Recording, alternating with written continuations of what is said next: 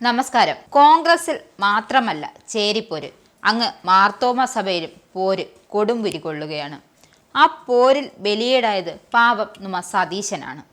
മാരാമൻ കൺവെൻഷനിലേക്ക് പ്രാസംഗികനാകാനായി കുപ്പായം തുന്നിയിരുന്ന വി.ഡി. സതീശന് ഏറ്റുവാങ്ങേണ്ടി വന്നത് കടുത്ത അപമാനഭാരം.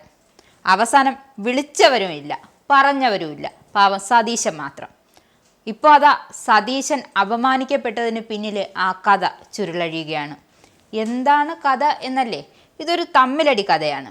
ആരൊക്കെയാണ് തമ്മിലടിച്ചതെന്നല്ലേ പറയാം. അതാ മാർത്തോമ സഭയിലെ ബിഷപ്പുമാരാണ് തമ്മിലടിച്ചത്. സഭാ അധ്യക്ഷനായ തിയോഡോഷ് മാർത്തോമ മെത്രാപ്പൊലിത്തയും രണ്ടാമനായ ജോസഫ് മാർ ബർണബാസ് സബ്രഗൻ മെത്രാപ്പൊലിത്തയും തമ്മിൽ അങ്ങോട്ട് ഒത്തുപോകുന്നില്ല. അപ്പോൾ അതാ വെട്ടുവീണു. ആർക്കാന്നല്ലേ? വേറെ ആർക്കാ? പ്രതിപക്ഷ നേതാവിന്. അപ്പോൾ ആ പേരങ്ങ് നൈസ വെട്ടി. സമീപകാലത്തായി ക്രൈസ്തവ സഭകളുടെ വേദികളിലെ സ്ഥിരം സാന്നിധ്യമാണ് പ്രതിപക്ഷ നേതാവ് വി.ഡി. സതീശൻ. ബൈബിളിലുള്ള പാണ്ഡിത്യവും പ്രഭാഷണ ചാതുര്യവുമാണ് സഭാ വ്യത്യാസമില്ലാതെ പലരും ക്ഷണിക്കുന്നതിന് കാരണം.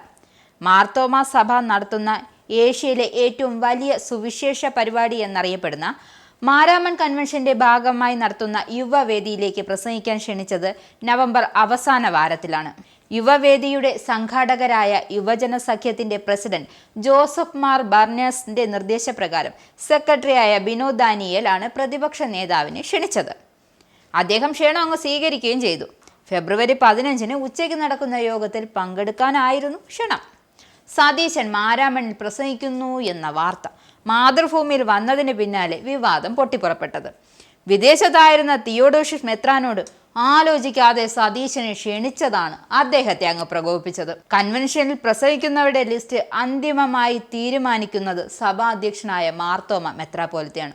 തന്നെ മറികടന്ന് പ്രതിപക്ഷ നേതാവിനെ മാർ ബന്യോസ് ഏകപക്ഷീയമായി ക്ഷണിച്ചതിലെ അമർഷമാണ് സതീശനെ വെട്ടാനിടയായത്. യുവവേദിയിൽ പ്രസംഗിക്കാനുള്ളവരുടെ ലിസ്റ്റ് അംഗീകരിക്കുന്നതിന് മുന്നേ മാധ്യമങ്ങൾ സതീശന്റെ പേര് വന്നതാണ് വിവാദത്തിനിടവച്ചത് എന്നാണ് മാർ ബർണാസ് പറഞ്ഞത്. സതീശനെ ക്ഷണിച്ചു എന്നത് സത്യമാണ്. അദ്ദേഹത്തിന്റെ പേര് അനാവശ്യമായ വിവാദങ്ങളിലേക്ക് വലിച്ചിഴച്ചതിൽ ദുഃഖമുണ്ട്. അങ്ങേയറ്റം മാന്യനായ സതീശന് ദുഃഖമുണ്ടായതിൽ ഖേദമുണ്ടെന്ന് മാർ ബർണാസ് പറയുന്നുണ്ട്. പ്രതിപക്ഷ നേതാവിനെ പ്രസംഗിക്കാൻ ക്ഷണിച്ചുവെന്ന് സഭയിലെ മുതിർന്ന ബിഷപ്പ് തന്നെ ഇങ്ങനെ സമ്മതിച്ചിരിക്കുകയാണ്. കൺവെൻഷൻ സംഘാടകർ വാർത്താ സമ്മേളനം നടത്തി സതീശനെ ക്ഷണിച്ചിട്ടില്ലെന്ന് വിശദീകരിച്ചത്.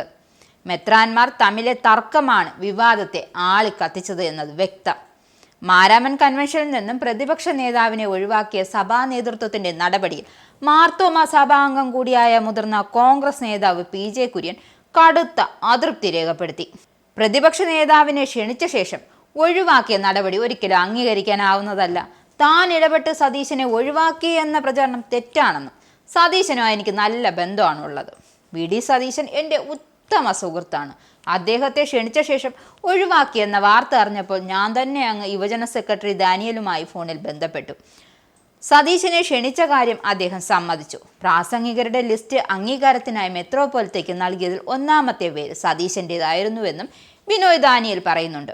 പക്ഷേ മെത്രോപ്പൊലിത്ത അംഗീകരിച്ചത് മറ്റൊരു പേരാണ്.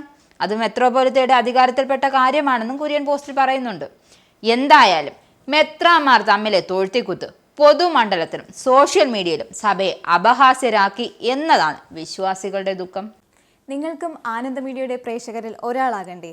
യൂറോപ്പിലും യു.എസിലും ആഫ്രിക്കയിലുമടക്കം പ്രവാസികൾ ഉള്ളയിടങ്ങളിലൊക്കെ ജനപ്രിയ ചാനലുമായി ആനന്ദ് മീഡിയ ഒപ്പമുണ്ട്.